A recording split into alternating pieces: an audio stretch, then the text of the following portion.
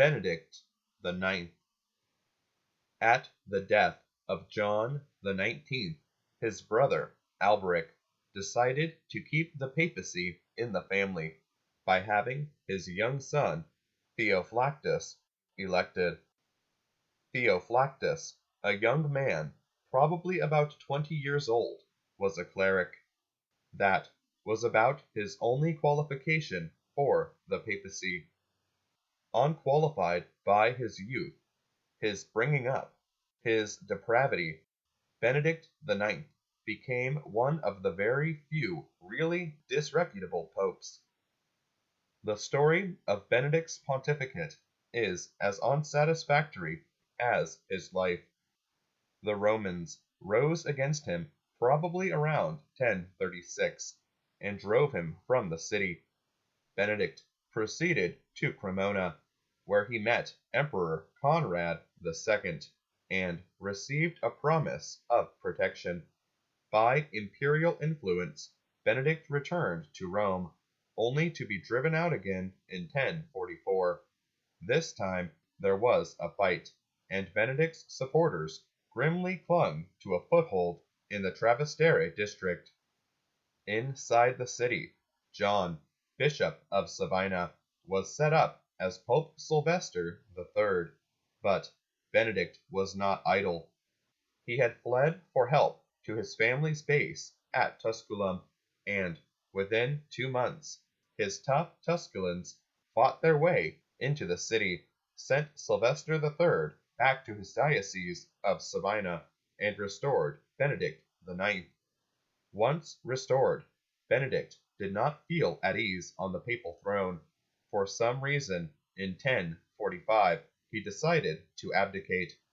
As Desiderius, the abbot of Monte Cassino, later Pope Victor III, put it, devoted to pleasure, he preferred to live like Epicurus rather than like a pope. Consequently, he abdicated and handed over the papacy to the worthy archpriest John Gratian. Benedict did not go empty-handed. Gratian paid a large sum to get rid of this offensive character. The charms of retirement soon wore thin for Benedict, and a short time after his abdication he was once more clamoring to be pope. With Sylvester III and Benedict IX fighting Gregory for control of Rome, things were in a frightful muddle. This was ended by Henry III, who had succeeded his father, Conrad II, in 1039. Henry came down into Italy, cooperated with Gregory to get rid of the pretensions of Sylvester and Benedict, and then had a council demand and receive Gregory's abdication. Henry then put in a German pope, Clement II. Benedict made one more comeback. After the death of Clement II, he once again entered Rome and held sway at the Lateran, but only from November 8, 1047 to July 17, 1048. Henry III insisted on his removal, and briskly ordered Boniface, Marquis of Tuscany, to expel Benedict.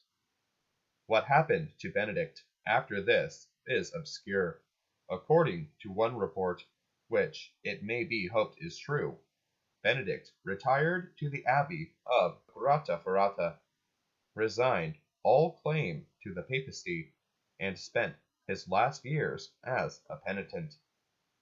Scandalous as Benedict had been, he carried on the routine business of the papacy, and, like the few other bad men who were popes, Benedict taught nothing but the pure doctrine of Christ, though by so doing he condemned and not excused his own evil life.